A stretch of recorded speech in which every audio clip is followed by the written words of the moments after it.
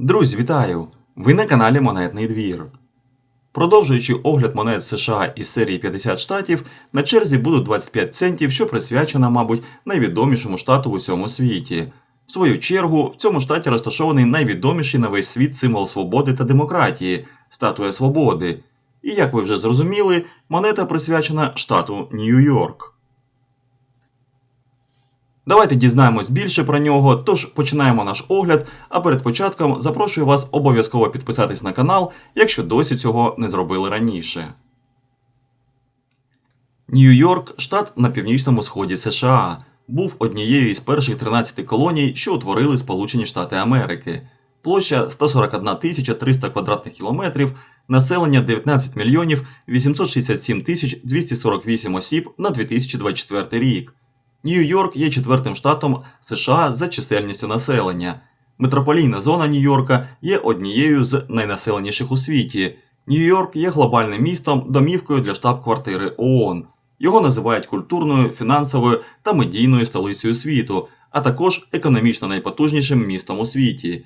Чотирма наступними за населенням містами штату є Баффало, Рочестер, Йонкерс і Сіракюз. Столицею штату є місто Олбані. Штат було названо на честь герцога Йоркського, майбутнього короля Англії Якова II. Джованні да Веразано досліджував територію для Італії в 1524 році, Самюель де Шамплен для Франції та Генрі Гудзон для Нідерландів у 1609 році. Колонізований голландцями в 1614 році, перше постійне поселення з'явилось в Олбані, Форт Оранж у 1624 році, а острів Мангеттен проданий Пітером Мінуїтом у 1625 році. Новий Амстердам був анексований англійцями в 1664 році. В 1691 після відновлення влади англійської корони було прийнято рішення про створення законодавчих зборів. Нью-Йорк був центром подій у ході воєн із французами та індіанцями і багато разів аж до розгрому французів у 1761 піддавався спустошливим рейдам. У період війни за незалежність майбутній штат також займав стратегічне становище у планах сторін. У 1776-77 роках на його території відбувався ряд великих зіткнень. 6 лютого 1778 року Нью-Йорк ратифікував перший конституційний документ США – статті Конфедерації та Вічного Союзу. У квітні 1787-го Нью-Йорк ратифікував вже Конституцію США і в липні 1788-го став 11-тим за рахунком штатом з тимчасовою столицею в місті Кінгстоні. 1797-го столиця перенесена в Олбані. Штат має прізвисько «Імперський штат». На аверсі монети, як і на всіх аверсах монет із серії, розташоване зображення Джорджа Вашингтона. По колу розміщена легенда. Зверху назва країни Сполучені Штати Америки, знизу номінал прописом чверть долара. По обидва боки від зображення президента розміщені написи: зліва Liberty, тобто свобода, та праворуч In God We Trust, що в перекладі «В Бога ми віримо». Нижче цього напису розміщена позначка монетного двору, англійська літера D – Денвер. На реверсі монети зображені символи, що пов'язані зі штатом.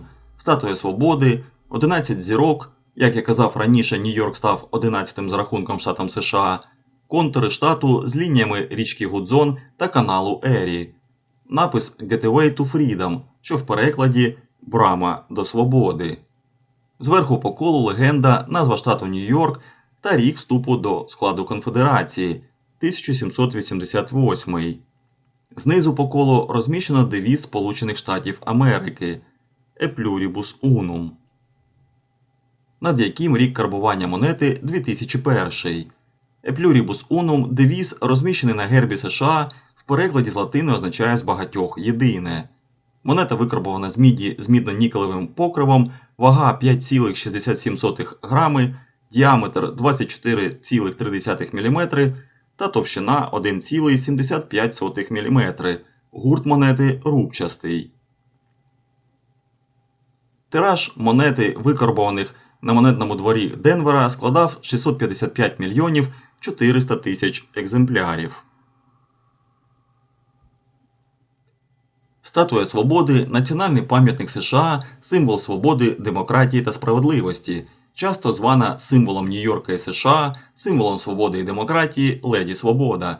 Це подарунок французьких громадян до сторіччя Декларації незалежності США від 4 липня 1776 року.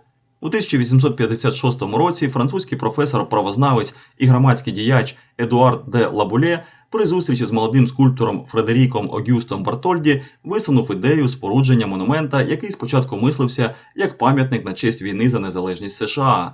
Незабаром Бартольді прибув до Сполучених Штатів, де звернув увагу на острів Бедлоу, на якому ще від початку 19 століття стояв форт у формі зірки, що, на його думку, був найвдалішим місцем для майбутнього монумента. Місце було затверджено актом Конгресу 1877 року. Перша глиняна модель була заввишки 4 фути. Потім скульптор зробив ще 3 робочі моделі, що послідовно збільшувались в розмірах. Вони коректувалися і дороблялися доти, доки не був досягнутий оптимальний варіант. Для фінансування проєкту було засновано Франко-Американський союз на чолі з Лабуле. Французький комітет в Парижі очолив Фердинанд де Лесепс, будівельник Суецького каналу.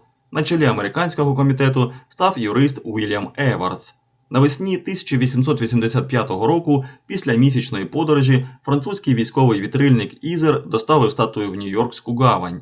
Для перевезення статую розібрали на 350 частин і спакували в 214 ящиків.